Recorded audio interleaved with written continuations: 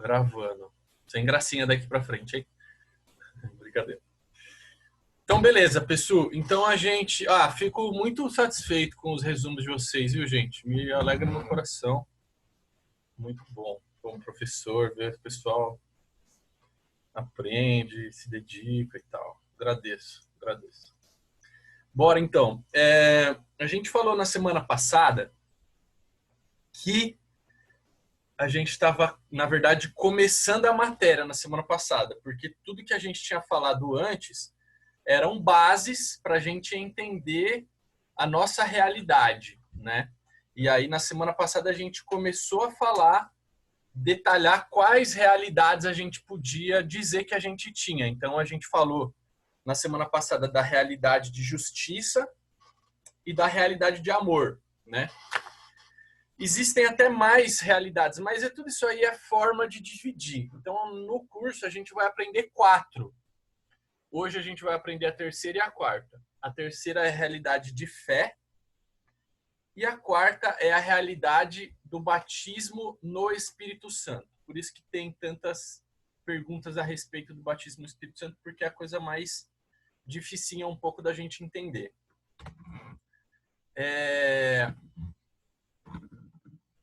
Então, essa é a terceira realidade, que é a realidade de fé.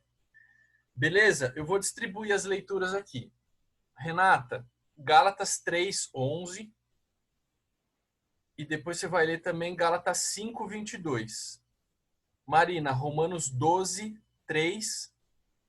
Gigi, 2 Coríntios 5:7. 5, verso 7.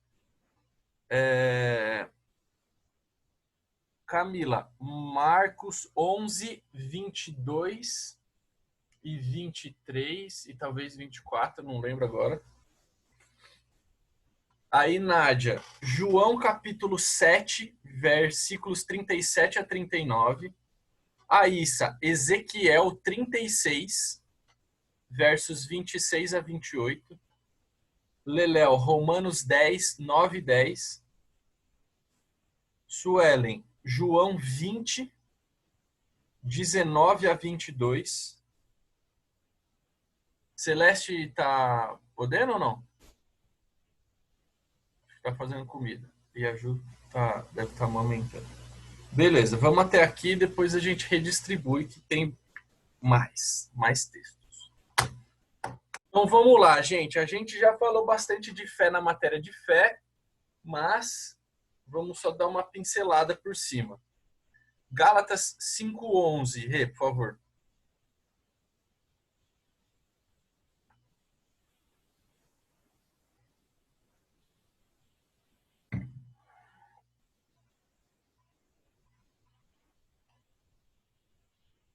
Renata? Tá com você? Gálatas 3:11, desculpa, não é 5:11. 3:11. 3:11. Peraí, 3:11. É evidente que diante de Deus ninguém é justificado pela lei, pois o justo viverá pela fé. Esse texto, justo vive pela fé, ou querendo dizer isso, de viver pela fé, ele aparece 4 vezes no Novo Testamento. Mas o que eu falei para vocês, acho, na semana passada, ou em alguma outra aula, era que eu gostaria de que esse o justo vive pela fé tivesse um novo significado para vocês. Porque agora a gente aprendeu o que é ser justo, né? Nós sabemos que somos justos porque fomos justificados. Então, por causa dessa justificação, por causa da realidade de justiça, a gente pode viver pela fé. A gente está capaz de viver pela fé, o que não poderíamos se não fosse a realidade de justiça, se não tivéssemos nascido de novo e sido justificados. Agora lê para nós Gálatas 5:22, que vai falar do fruto de justiça ou do fruto do Espírito. Mas o fruto do Espírito é amor, alegria, paz, paciência, amabilidade, bondade, fidelidade. Fidelidade, em outras versões, vai estar como fé. Ou eu não sei se é outra das palavras. Espera aí que eu vou até ver aqui agora. Fiquei curioso. Qual que é a sua versão, Rê? Nova tradução? NVI? NVI. Isso. NVI é tradução dinâmica, não é Nova tradução tradução. literal. Hum. O meu diz assim: amor, alegria, paz, longanimidade, benignidade, fidelidade também. Bom, mas em alguma versão tem a questão da fé. Por que eu estou falando isso? Porque a fé também, de certa forma, é parte do fruto, não é? Quanto mais a gente cresce em Deus, mais a nossa fé cresce. Porque a fé vem pelo ouvir, a gente aprendeu na matéria de fé. Quanto mais a gente ouve a respeito da palavra de Deus, mais a fé cresce no nosso coração, assim como os outros gomos desse fruto, não é? Além disso, a gente precisa falar da palavra, porque quando eu falo da palavra, os ouvidos mais próximos da minha boca são os meus mesmos. Então, quando eu falo da palavra, eu estou ouvindo sobre a palavra. E por isso a minha fé também cresce. Já que a gente aprendeu que fé é crer com o coração e confessar com a boca. Mas a Camila vai ler lá, a gente vai revisar.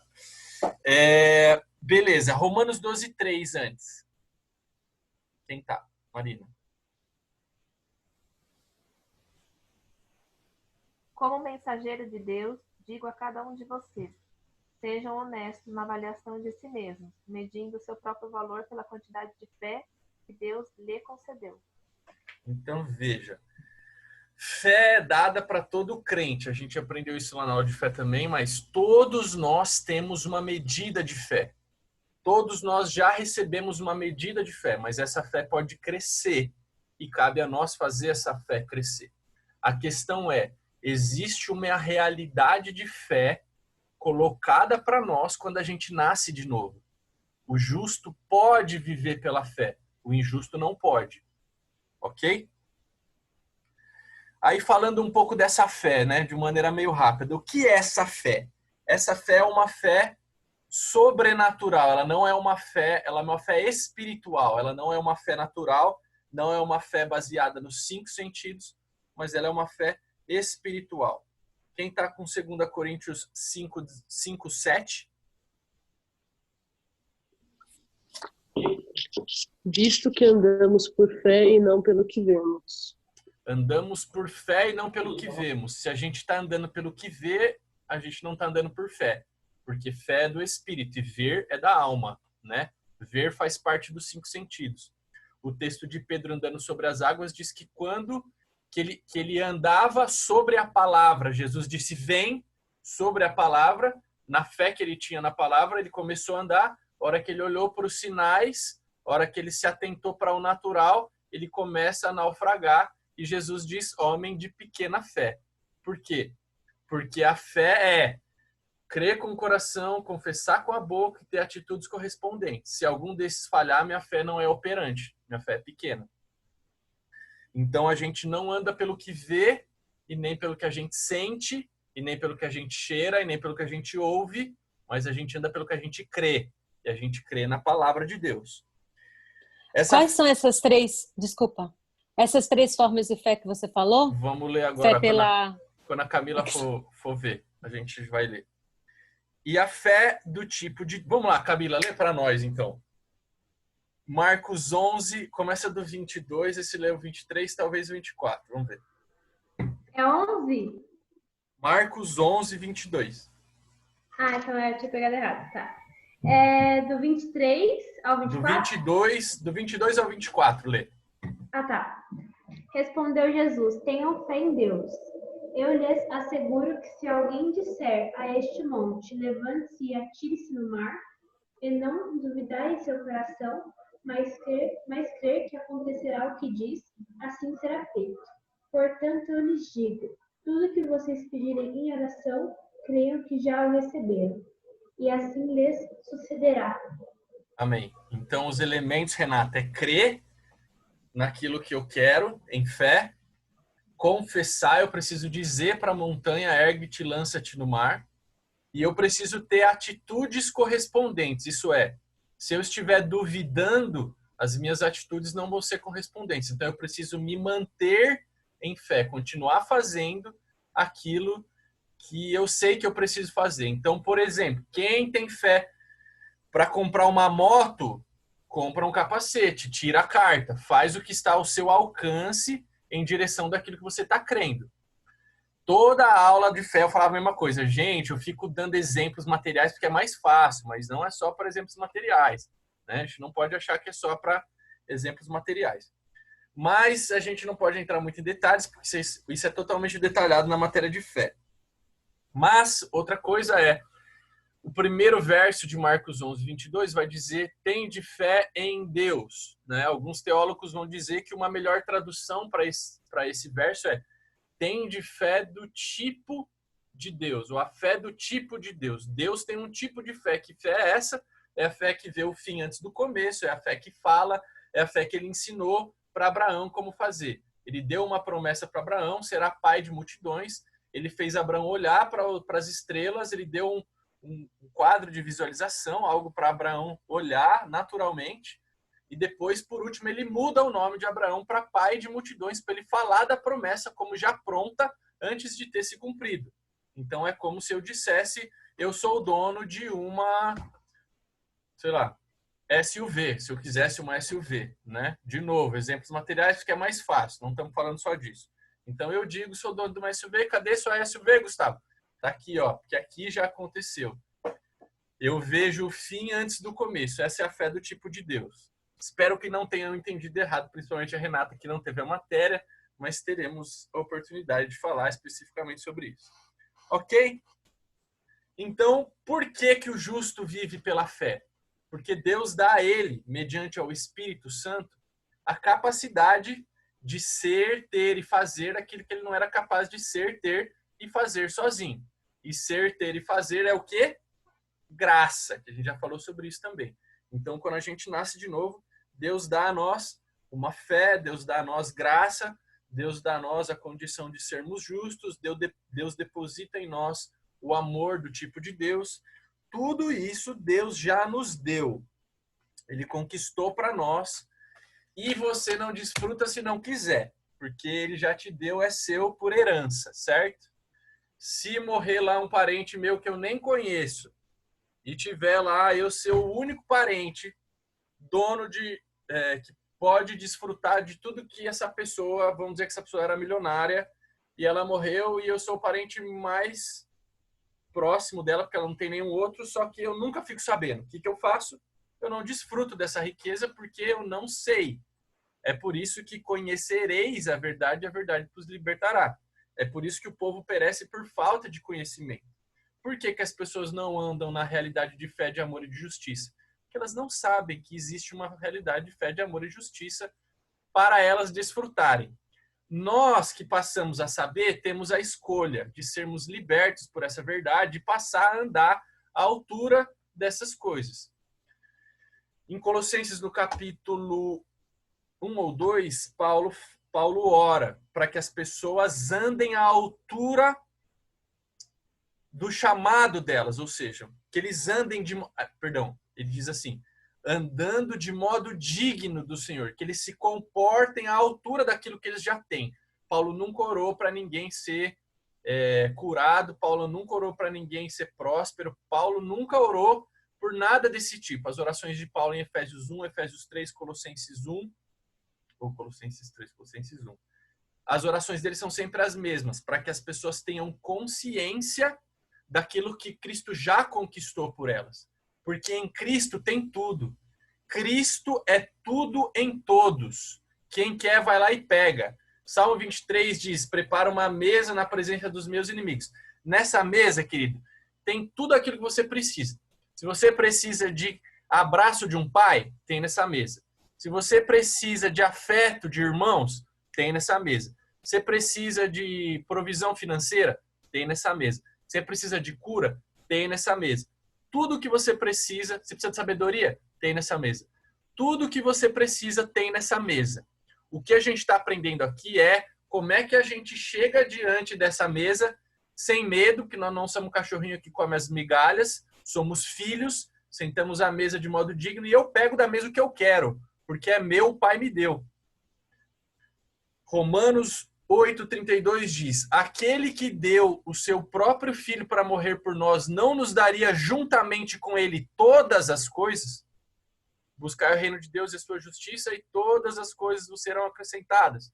À medida que a gente conhece a Deus, a gente se expõe à palavra, a gente entende qual é a prioridade da nossa vida, a gente pode enfiar a mão da fé lá no espiritual e puxar para o natural aquilo que a gente precisa. Amém? Falamos disso em fé repetidas vezes. O que eu faço quando eu creio com o meu coração e declaro com a minha boca? A declaração, ela libera a fé. Então eu libero a fé e eu vou com a minha mão lá no reino do Espírito, que já está pronto, porque Marcos 11, que a Camila leu agora, vai dizer quando a gente pede, crendo que recebeu, a gente recebe. Então a gente entende que somos espírito, temos uma alma e habitamos num corpo. Existe uma realidade espiritual e uma natural. Quando a gente orou, crendo que recebeu, se está alinhado com a palavra, no espírito está pronto. Pode ser que demore para vir para o natural. Quando a gente continua crendo, permanece e declarando: obrigado, Pai. Obrigado, Senhor. Obrigado porque eu tenho. Obrigado porque é meu. O que eu faço? Eu estou indo lá no reino do Espírito com a minha mão da fé e trazendo para o natural. Assim como Abraão. Em Romanos 4, vai dizer que ele não foi vencido pela incredulidade, mas ele se fortalecia dando glória a Deus. Pai, obrigado. Obrigado que minha família já está pronta. Pai, obrigado que meu emprego novo já está chegando. Pai, obrigado porque eu sou suprido em todas as coisas. Deus, obrigado porque a aula que eu dou é um sucesso e os meus alunos estão absorvendo conhecimento. Em nome de Jesus, obrigado, obrigado, obrigado. Sacaram, gente? Eu dei uma fluida monstra agora, nada a ver com a matéria, mas era o Pai falando. É isso aí. Quem recebeu, que receba. Puxe a mão do Espírito aí e receba de Deus. Mas a gente tem tempo agora que a gente ganhou uma aula. Amém? Dúvidas, tristezas, dissabores, preocupações, inquietações. Tudo bem? Podemos ir para frente? Vai ficar gravado. Depois, se você quiser, você escuta de novo, que foi um montão de coisa, né? Nem eu, se for eu arquitetar tudo isso, eu já não consigo mais. É o Espírito. A gente vai falar sobre ele agora. Fechamos a realidade 3, que é a realidade de fé. Amém? O justo vive pela fé e eu só vivo pela fé porque eu sou justo. Amém? E eu só sou justo porque Cristo deu isso para mim. Porque se fosse para eu ser justo, não ia dar conta. Beleza. Então vamos para essa realidade linda que é a realidade do batismo com o Espírito Santo. O Senhor me ajude porque ela é um pouco difícil de entender. Quem está com João 7, 37 a 39, por favor.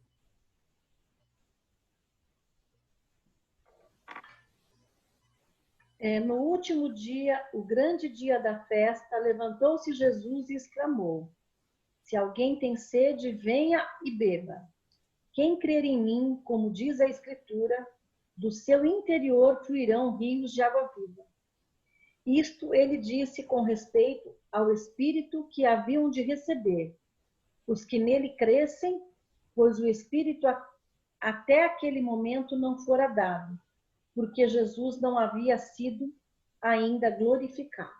Amém. Glorificado a gente aprendeu o que é, né? Corpo glorificado. Quando ele recebeu aquele corpo glorificado, logo depois que ele ressuscita, né?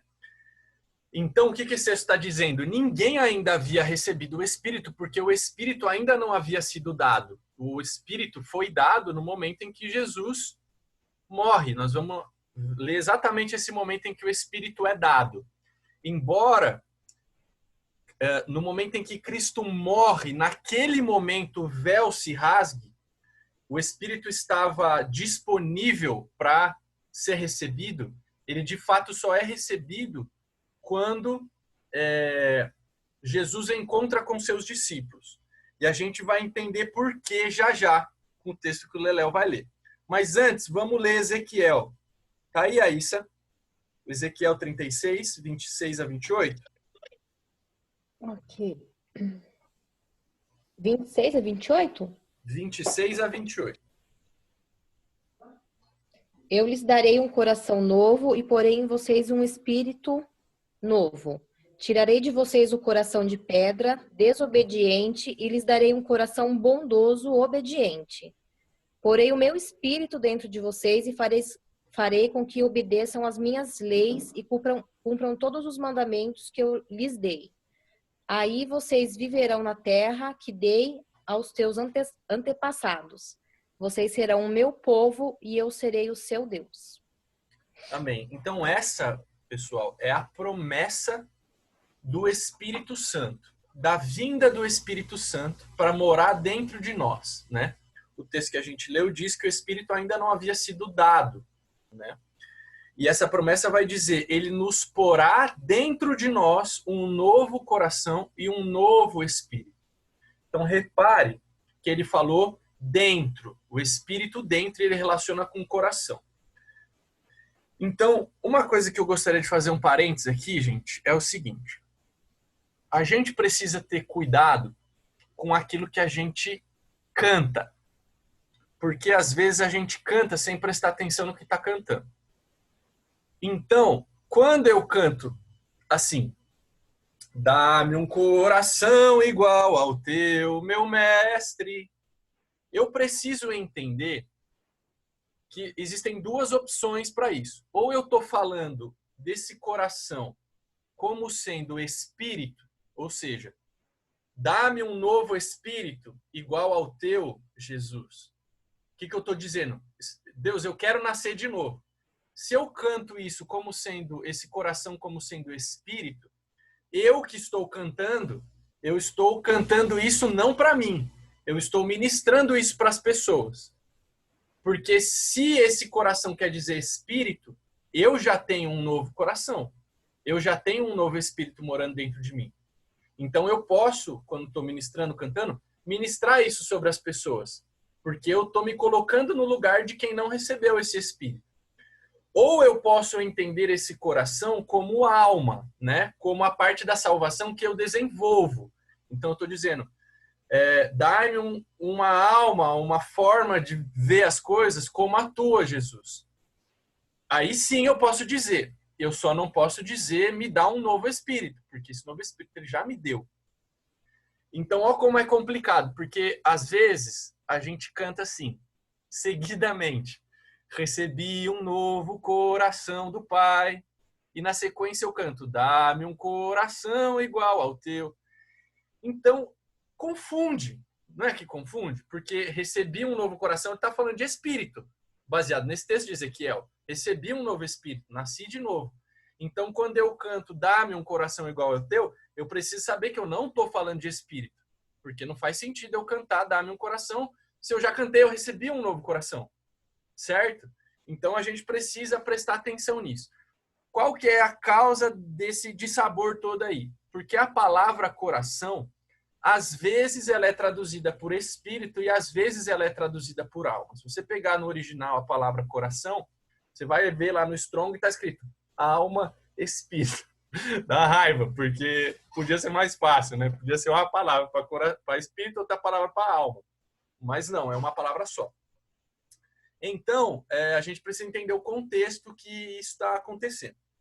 Nesse texto de Ezequiel, é uma promessa do espírito dentro, da alma, do espírito dentro, do nascer de novo, desse espírito vindo morar dentro de nós.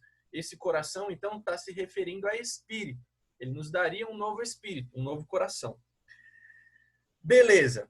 Então, Jesus falou que ninguém tinha o espírito, porque ele não havia sido dado, mas existia uma promessa de que esse espírito viria morar dentro de nós e que ele trocaria, então, o nosso coração. O que diz lá Romanos, Leléo? 10, 9 e 10. Se com tua boca confessares Jesus como Senhor e em teu coração creres que Deus o ressuscitou dentre os mortos, serás salvo. Porque com o coração se crê para a justiça e com a boca se confessa a respeito da salvação. Então vai vendo. Com o coração se crê para a justiça. E agora a justiça tem um novo entendimento para nós, né? Com o coração eu creio para a justiça e com a boca eu declaro para a salvação. Mas quem é o cara que pode crer com o coração e confessar com a boca e ser salvo? aquele que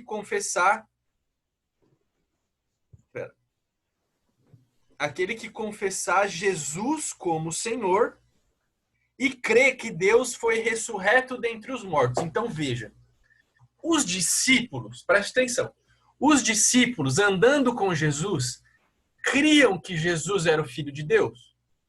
Absolutamente, eles criam. Pedro fala, quem tu crês que eu sou? Tu és o Cristo, Filho do Deus vivo. Mas eles criam que Jesus havia sido ressurreto dentre os mortos? Antes de Jesus morrer, não tinha como. Como é que eles iam crer que Jesus era ressurreto dentre os mortos se Jesus não tinha morrido? E Paulo vai dizer que só pode nascer de novo, só pode ser salvo, só pode ser justificado aquele que crê que Deus, que Jesus era filho de Deus, que era o Senhor e que era ressurreto dentre os mortos. Então, faz sentido, porque é por isso que os discípulos não haviam nascido de novo antes de Jesus morrer. Agora a gente vai ler o momento em que Jesus sopra o Espírito sobre os discípulos. Esse texto, eu pedi para alguém, João 20? Tá, peraí. Esse texto é quando Jesus é ressurreto dentre os mortos e é a primeira vez que ele aparece para todos que estavam lá, para os discípulos dele. Lê para nós, Suelen.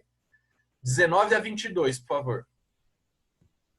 Chegada, pois, a tarde daquele dia, o primeiro da semana, encerradas as portas onde os discípulos com medo dos judeus se tinham ajuntado, chegou Jesus e pôs-se no meio e disse-lhes, paz seja convosco. E dizendo isso, mostrou-lhes as mãos e ao lado, de sorte que os discípulos se alegraram vendo o Senhor. Disse-lhes, pois, Jesus outra vez, paz seja convosco. Assim como o Pai me enviou, também eu vos enviei a vós. Isso. Oxe. E havendo dito isso, assoprou sobre eles e disse, recebei o Espírito Santo. Pronto. Então, o que aconteceu aí? Jesus chega lá, imagina você tá lá com medo do que vai acontecer com a porta trancada, um fera atravessa a parede, filho. Você pensa o quê? Fantasma. Fantasma? Aí Jesus fala, calma, lindão, sou eu aqui, minha mão. Aí os caras ficam alegres. Ah, é Jesus, cara, ressurreto dentre os mortos. Aí eles cumprem o requisito aí que Paulo dá em Romanos, e aí eles podem nascer de novo, porque eles não criam apenas que Jesus era o Senhor, mas naquele momento eles creram que Jesus estava ressuscitado, que era ressurreto dentre os mortos. Cumpriu o requisito, pode nascer de novo. Aí Jesus faz o quê? Sopra o Espírito dentro deles. Diz dentro aí, Suelen, ou não? Eu não estou com o texto aberto. No 22, diz que soprou neles ou fala soprou dentro deles? Soprou sobre. Sobre eles, ok. Sobre eles. Que versão que é a tua? Sabe não? Pera. Deve ser Almeida, Gu, que é igual a minha. Almeida. Tá. Mas antiga, tá? É bom assim, é bom assim. Essa é a letra por letra. Ai. Rapidão, gente.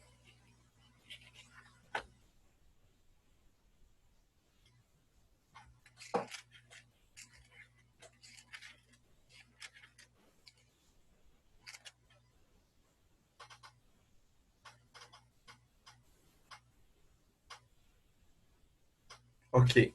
Recebei o Espírito. Nesse momento, eles nasceram de novo, ok? Eles não cumpriam os requisitos que Paulo colocou em Romanos 10. No momento em que eles cumpriram, eles nascem de novo. O que eu vou ensinar para vocês hoje é que existe uma distinção entre o Espírito dentro e o Espírito sobre. E embora esse texto esteja dizendo que Jesus sopra sobre ele o Espírito, que caracteriza o batismo com o Espírito Santo, batismo de fogo, não poderia ser o batismo de fogo aqui. Por quê? Porque o próprio Jesus vai falar na sequência, fiquem onde estão até que sejam revestidos de poder do alto. Ele vai falar ainda sobre o batismo com o Espírito Santo como uma coisa que iria acontecer. Então fica claro aqui para nós que depois que eles cumpriram os requisitos, eles nasceram de novo. Eles receberam o Espírito dentro, eles nasceram de novo. Beleza. Isto é o novo nascimento. Quando o Espírito entra em você, você nasceu de novo, você foi justificado, tudo que a gente estudou até aqui, ok? Eu só falei de novo sobre isso para distinguir bem sobre o que a gente vai entrar agora. Então, vou redistribuir, já que acabou, tá? Renata, Lucas 24, 49. Marina, Atos 1, 5. Gigi, Atos 2, 17 e 18. Você vai ler também, Gigi, depois Atos 2, mas eu vou falar depois qual texto é. Depois, Leléo, Atos 9, 17 e Atos 10, 44 a 48. Nádia, Atos 19, 1 a 6. Camila, João 1, 32. Suelen, Atos 1, 8. A Issa tá aí? 1 Coríntios 2, 4, se tiver. Eu tô sim, eu só desativei a câmera porque eu tava no meu quarto, não tava confortável com a perna, vim em outro lugar. Tô com cara de dor, só por isso. Tô aqui. Tá, 1 Coríntios 2, 4. Tá.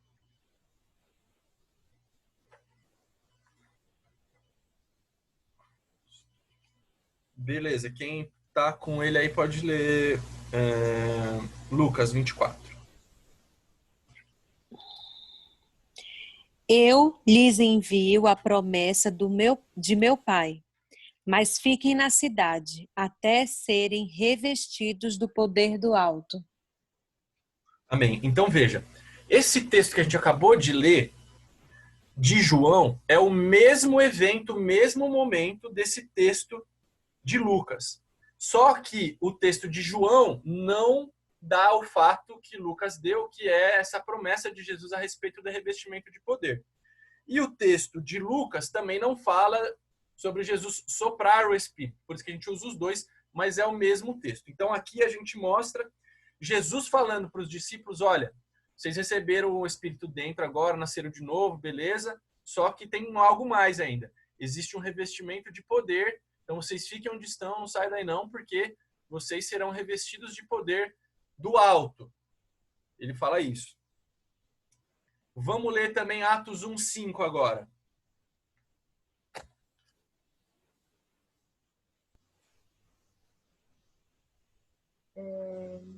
Pois, na verdade, João batizou com água, mas vocês serão batizados com o Espírito Santo dentro de poucos dias. Ok, então ele vai falar de alguma coisa que era o batismo com o Espírito Santo. Esse texto de Atos é a citação do que a gente acabou de ler, de Lucas, tá bom? Se você pegar um texto com uma Bíblia com referência, ele vai linkar um texto no outro. Ok, a gente viu agora há pouco no batismo dentro, no batismo, no novo nascimento, quando o Espírito vem dentro, que existe uma promessa lá em Ezequiel desse Espírito. Agora o que a Gigi vai ler de Atos capítulo 2, 17 e 18, é a promessa do batismo do Espírito sobre. Essa promessa ela está em Joel, só que fica mais fácil a gente ler aqui. Mas Lucas, que escreveu Atos, ele está citando Joel, mesma coisa. Se você pegar a referência bíblica, você vai ver que o que está dito aí, que a Gigi vai ler agora, na verdade é o que foi citado lá em Joel 2. Pode ler, Gigi. E acontecerá nos últimos dias, diz o Senhor, que derramarei do meu espírito sobre toda a carne. Vossos filhos e vossas filhas profetizarão. Vossos jovens terão visão e sonharão vossos velhos. Até sobre os meus servos e sobre as minhas servas. Derramarei do meu espírito naqueles dias e profetizarão. Amém. Então veja como ele fala do batismo com o Espírito como um derramar, uma coisa que é derramar, uma coisa que cai com a gravidade de cima para baixo, né? De cima para baixo, sobre, derramarei sobre, e sempre que vai falar do batismo com o Espírito, ele está relacionando aos dons, ele está relacionando a manifestações de poder, manifestações de maravilhas, coisas doidas que acontecem por causa do Espírito Santo, essas coisas que a gente vê em igreja pentecostal, que são os dons lá de 1 Coríntios 12. Sempre então que ele vai falar do batismo com o Espírito Santo, ele vai falar relacionado a esses dons. Lê também, Gigi, por favor, versos 2 a 4 agora do Atos 2 ainda. Então a gente leu agora há pouco a promessa do Espírito sobre e agora o cumprimento da promessa. Pode? Pode. De repente veio do céu um som, como de um vento impetuoso, e encheu toda a casa onde estavam assentados. E apareceram distribuídas entre eles línguas como de fogo, e pousou uma sobre cada um deles. Todos ficaram cheios do Espírito Santo e passaram a falar em outras línguas, segundo o Espírito lhe concediam que falassem. Amém. Quando a gente vai falar do batismo com o Espírito Santo ou no Espírito Santo, então é sempre usando as palavras sobre. Ele usa também o ficaram cheios do Espírito. E tem a evidência que é falar em outras línguas. Falar em outras línguas, portanto, é uma evidência do batismo com o Espírito Santo. Assim como o fruto do Espírito é uma evidência do novo nascimento, o batismo com o Espírito, o falar em línguas é uma evidência do batismo no Espírito Santo. Já já a gente vai entrar na questão se essas línguas eram línguas que ninguém entende ou se eram línguas que se entende, ok? Quem está com Atos 9, 17, por favor? Então Ananias foi e, entrando na casa, impôs sobre ele as mãos, dizendo: Saulo, irmão, o Senhor me enviou a saber, o próprio Jesus, que te apareceu no caminho por onde vinhas, para que te recuperes a vista e fique cheio do Espírito Santo. Amém. O que aconteceu com Paulo aqui? Pergunto para vocês. O batismo no corpo, né? O batismo, quando eu falo batismo no corpo, gente, é o batismo no corpo de Cristo. Eu passei a ser da família de Deus, né? O batismo no corpo é nascer de novo. Eu não estou entrando na questão dos 3 batismos a fundo, porque tem uma matéria que fala só disso. O que acontece com Paulo aqui? O batismo no corpo ou o batismo no Espírito Santo? Alguém me responda. Paulo, nesse texto, nesse verso, nasceu de novo ou foi batizado com o Espírito Santo? Quem responde?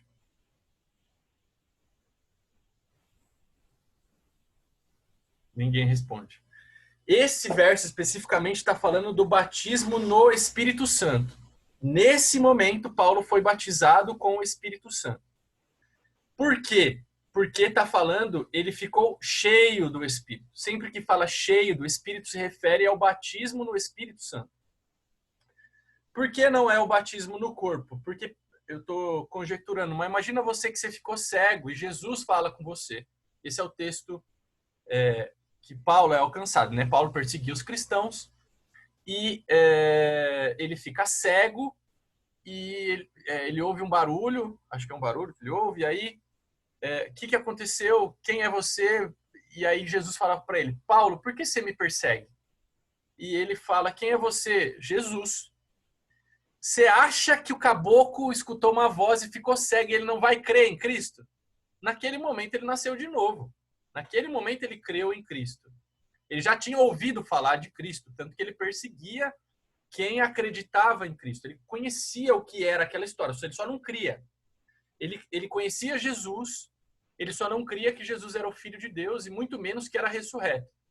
Mas ele teve, se ele não nasceu de novo nesse momento, ele teve 3 dias para refletir, para crer que aquele era Jesus, o Filho de Deus, e nascido de Deus e ressurreto dentre os mortos.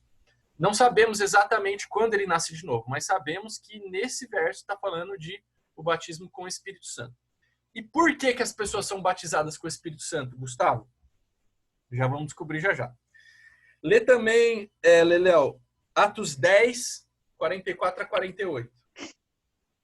Ainda Pedro falava essas coisas quando caiu o Espírito Santo sobre todos os que ouviam a palavra. E os fiéis que eram da circuncisão e vieram com Pedro admiraram-se, porque também sobre os gentios foi derramado o dom do Espírito Santo, pois os ouviam falando em línguas e engrandecendo a Deus. Então perguntou Pedro: porventura pode alguém recusar a água para que não sejam batizados estes que, assim como nós, receberam o Espírito Santo?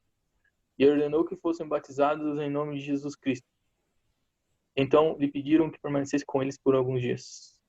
Amém. Então ele vai falar de um grupo de pessoas que estavam lá, não tinham sido batizados nas águas, mas eles eram crentes, eles estavam aprendendo sobre Jesus.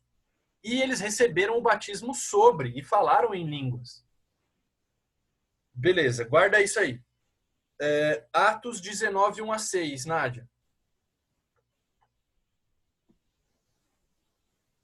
Aconteceu que, estando Apolo em Corinto, Paulo, tendo passado pelas regiões mais altas, chegou a Éfeso e, achando ali alguns discípulos, perguntou-lhes: recebestes porventura o Espírito Santo quando crestes? Ao que lhe responderam: pelo contrário, nem mesmo ouvimos que existe o Espírito Santo. Então Paulo perguntou: em que, pois fostes batizados? Responderam: no batismo de João. Disse-lhes Paulo: João realizou o batismo de arrependimento, dizendo ao povo que cresce naquele que vinha depois dele, a saber, em Jesus. Eles, tendo ouvido isto, foram batizados em nome do Senhor Jesus. E, impondo-lhes as mãos, veio sobre eles o Espírito Santo, e tanto falavam em línguas como profetizavam. Eram ao todo uns 12 homens. Amém. Então veja, crentes, 12 discípulos, estavam lá aprendendo de Deus. Paulo chega e fala assim, viu, quando você creu, você recebeu o Espírito? Ele fala, não sei nem que é esse Espírito aí que você está falando. Esse recebeu, óbvio que ele estava falando do batismo no Espírito Santo, porque se creu, recebeu o Espírito dentro, né? Se ele creu, ele já tinha nascido de novo. E aí Paulo fala, não recebi esse batismo no Espírito Santo, não. Mas então como é que esse batismo que vocês foram batizados? Eu fui batizado no batismo do João Batista, de arrependimento, com água. Então beleza. E aí ele foi lá e batiza pela imposição de mãos, eles com o batismo no Espírito Santo. Sabemos que é o batismo no Espírito Santo porque eles falam em outras línguas e profetizam. Sempre o batismo com o Espírito Santo relacionado aos dons, né? Então, o que a gente entende por esses dois textos que eu falei para vocês guardarem agora, o texto de agora há pouco? No primeiro texto, eles eram crentes, mas não tinham sido batizados nas águas e receberam o batismo com o Espírito Santo e depois foram batizados nas águas, certo? No segundo texto, eles já eram crentes, já tinham recebido o batismo de João, mas receberam depois o batismo no Espírito Santo quando Paulo impôs as mãos sobre eles.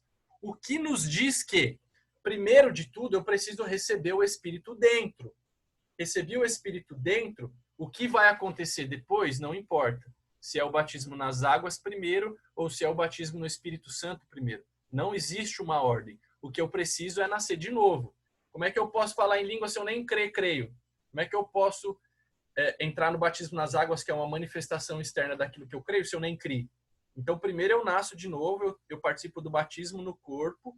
Depois que eu participo no batismo no corpo, aí eu estou capaz de receber o batismo no Espírito Santo ou o batismo nas águas, né? Tem crente que nunca vai ter oportunidade de se batizar, porque a igreja dele faz batismo cada 3 meses, aí ele aceita Cristo Jesus, volta e ele não se batizou. E vai ter crente que a vida inteira ele nunca vai falar em línguas porque não sabe que é para ele, que é para todo mundo. Ele acha que é um dom, ele confunde com o de 1 Coríntios 12. Ele acha que é só para alguns, né? Essa oração em línguas, que não é. Então é isso que eu tinha para falar para vocês. Batismo no corpo, depois batismo nas águas e batismo no Espírito. Eu já vi gente nascendo de novo e sendo batizada no Espírito Santo concomitantemente. Crendo, faz a confissão de fé, fala em línguas imediatamente. Eu já vi isso. Então é possível. Lê para mim quem está com João 1. Gente, eu vou precisar de mais 10 minutos, tá? Senão eu não concluo isso aqui. Quem está com João 1,32, por favor? Desculpa, tem mais uma coisa antes que eu ia falar, esqueci. Sobre essa oração em línguas, se ela é uma oração em línguas que ninguém entende, Sherekanta na Brastorobaraya, ou se ela é uma oração em línguas que é können wir auf Deutsch sprechen. Estava falando alemão com vocês. O que é essa oração em línguas? É uma coisa que os outros entendem ou não entendem? Ora, pois, Atos capítulo 2, na primeira oração em línguas que ocorreu, era uma oração em línguas que os outros podiam entender, como se eu, brasileiro, começasse a falar em francês. Por quê? Porque lá no dia do Pentecostes estavam as nações lá representadas, tinha gente de tudo que era povo. E aí o Douglas Gonçalves já pregou sobre isso muito bem. Essa oração em línguas que eles falavam era para que eles se unissem, para que um, que não tinha nada a ver com a cultura do outro, pudesse entender que eles estavam agora dentro de uma bandeira única, de uma coisa única, que eles eram um só corpo. Mas as outras ocorrências das orações em línguas não são em línguas que outros entendiam. Por quê? Porque eles estavam ali como um grupo de pessoas aprendendo a palavra. O texto de Atos 19 vai dizer que eram 12 pessoas que congregavam juntos ali, aprendiam juntos. Que sentido fazia a gente aqui que está estudando em 10 pessoas em português, eu passar a falar em espanhol com vocês ou qualquer outra língua que vocês não entendam? Não tem sentido algum. No Pentecostes de Atos 2 tinha sentido, agora já não tinha.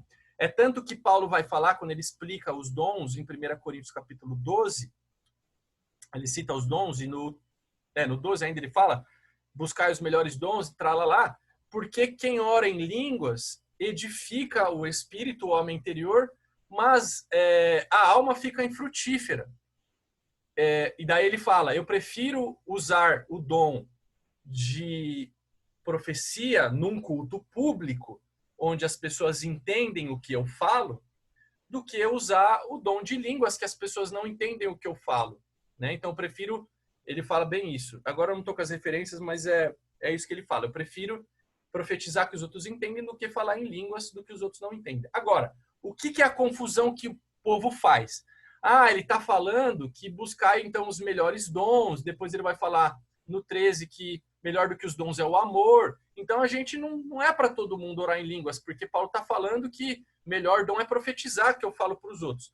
Mas o próprio Paulo fala ali que ele dá graças a Deus porque ele ora em línguas mais do que todos eles. E ele fala no mesmo capítulo que quando ele ora, a mente fica infrutífera. Ou seja, eu estou orando no espírito, mas a minha mente, a minha alma não está entendendo o que eu estou orando. E por que ele está falando que não é um dom apenas? Porque ele fala, olha, busque os melhores dons, busque o dom que os outros entendam para edificar uns aos outros, já que os dons do espírito são para edificação do corpo, mas eu próprio oro em línguas mais que todos vocês. E Marcos, no capítulo 15, quando Jesus vai dar o comissionamento, ele fala, estes sinais acompanharão aqueles que creem. Em meu nome curarão os enfermos, expulsarão demônios, falarão novas línguas. Para todos os que creem. Não é um dom. De fato, os dons de 1 Coríntios capítulo 12, em que Paulo fala, ele cita os 9 dons, ele fala, o próprio Espírito dá os dons a quem ele quer, a quem bem lhe apraz para a edificação do corpo. Mas a oração em línguas, ela é um dom, quando eu estou usando ela num culto público, portanto tem alguém que traz a interpretação, né? Mas a oração em línguas em si, para edificação pessoal, não é um dom, é um direito de todo crente. Então, se a gente estivesse no presencial agora, eu faria uma oração de imposição de mãos para que vocês recebessem o batismo com o Espírito Santo, quem não tinha e quisesse, porque também se não quiser, azar o seu. Não quer edificar o seu espírito, não edifique. Paulo instrui que a gente faça isso. Beleza. Para acabar agora, lê para nós ficou claro isso aí, gente? Gustavo, pergunta. Oi. Você já falou em línguas? Se eu já falei? Estava falando agora há pouco.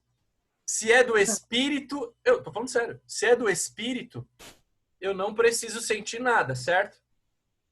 Eu estou escolhendo falar com você em português. Ich could have chosen in English speaking. Oder ich konnte auf Deutsch sprechen. Podia falar em alemão, português, Spanish. Eu só não falo em línguas com vocês porque vocês não estão entendendo. Mas na hora que eu estou orando, eu posso tanto orar em línguas como em português. Se eu oro em línguas, eu oro a oração perfeita. Se eu oro no português, eu estou orando o que a minha alma acha que é o melhor para mim.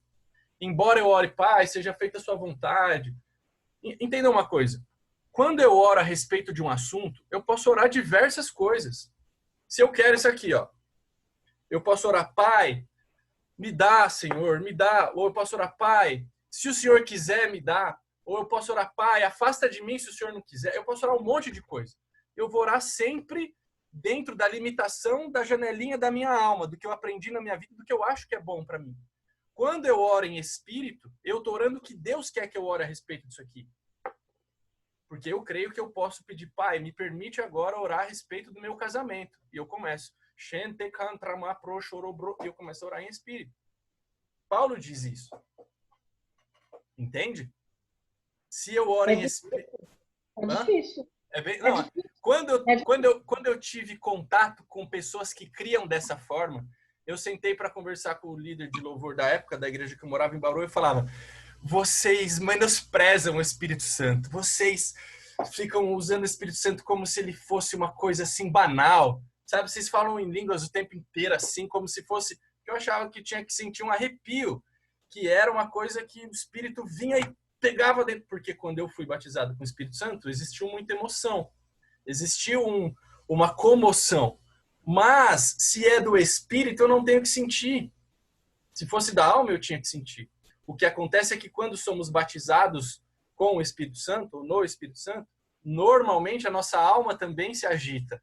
Então eu choro, eu me comovo, mas não necessariamente. Creia do Espírito. Eu sei que é uma nova realidade, é por isso que a gente está... Essa realidade hoje está difícil para mim, viu? Beleza, deixa eu terminar aqui, depois eu preciso liberar a sala para o G100. Mas vocês me mandam perguntas, semana que vem a gente vai fazer o seguinte, a gente vai fazer o resumo da história da cruz, colocando todos os assuntos que a gente mesclou, então vai ser um resumo de meia hora e depois a gente vai ficar com o tempo livre. Então, se quiserem guardar as perguntas aí para a gente falar sobre isso na semana que vem, façam isso, tá bom? Deixa só eu concluir. Atos capítulo... alguém está com Atos 1:8, né? 1 João 1:32, por favor. Então João deu o seguinte testemunho: eu vi o Espírito descer do céu como pomba e permanecer sobre ele. Ok. O Espírito desce sobre Jesus como uma pomba. Pergunto, ele estava recebendo o novo nascimento ou o batismo com o Espírito Santo? Quem me responde? O batismo no Espírito Santo? Não? Perfeitamente, porque veio sobre e porque ele já tinha o batismo no corpo. Ele é nascido de Deus, ele já tinha o Espírito dentro. Então, ele recebe. E por que ele recebe o batismo no Espírito Santo ali? Porque o batismo no Espírito Santo é um revestimento de poder. Vamos ler Atos 1:8, quem está com Atos 1:8, por favor. Recebereis a virtude do Espírito Santo, que há de vir sobre vós, e ser-me-eis testemunhas, tanto em Jerusalém como em toda a Judéia, Samaria e até aos confins da terra. Então ele fala que esse batismo no Espírito Santo é um poder para ser testemunha. Mas o que é isso? Vamos entender o que é isso. 1 Coríntios 2:4, Aissa, por favor.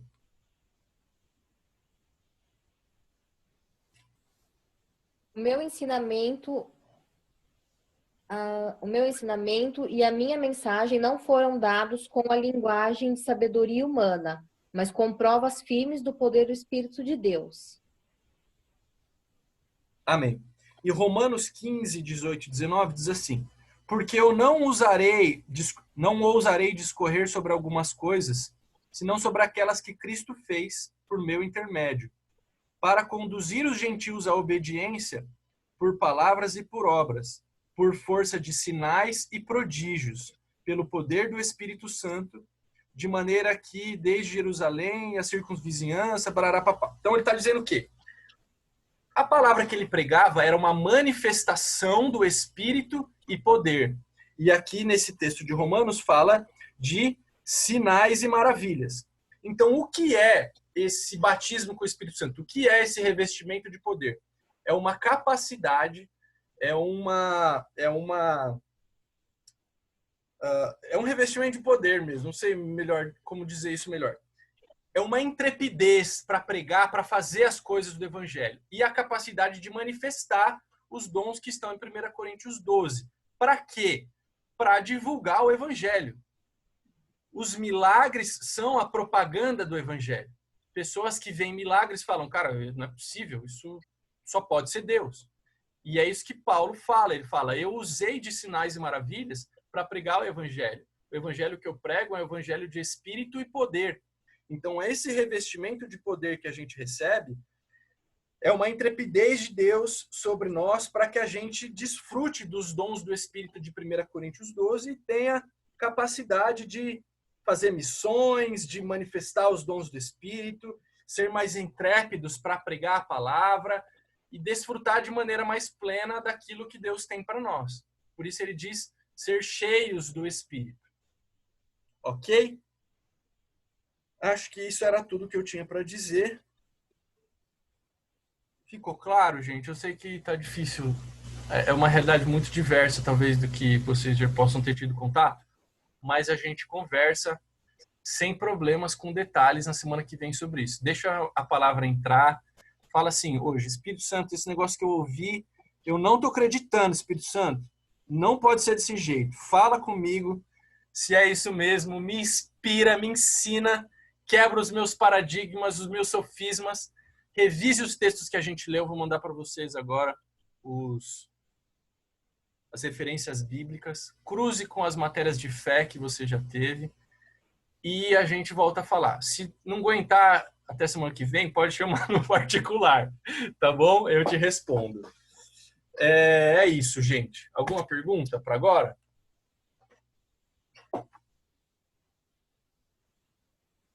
Dúvidas, tristezas, dores. Estou esperando a Nádia me chamar no particular, já.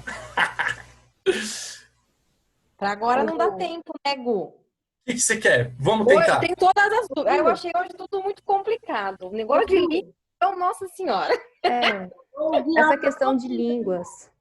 Gu, essa questão de línguas é uma coisa que haveria necessidade de entrar mais profundo, né? Vamos entrar semana que vem, então. Se puder aí, porque até eu tenho dúvidas com relação quando você entra entre emoção ou não, quando você tem que pedir ou não em oração. Então vamos fazer o seguinte, peguem as dúvidas que vocês têm, me mandem, que eu vou preparar um pedaço da aula da semana que vem só em cima das dúvidas, que a dúvida de um pode ser a dúvida de outro. E a gente repassa esse assunto para ficar trilim-tim-tim. Mas orem pedindo ao Espírito por revelação, ok? Vamos orar. Pai, obrigado por este dia, Senhor, pela oportunidade e o privilégio que temos, Senhor Jesus, a liberdade, Deus, de estudar a Tua palavra, de falar dos Teus preceitos.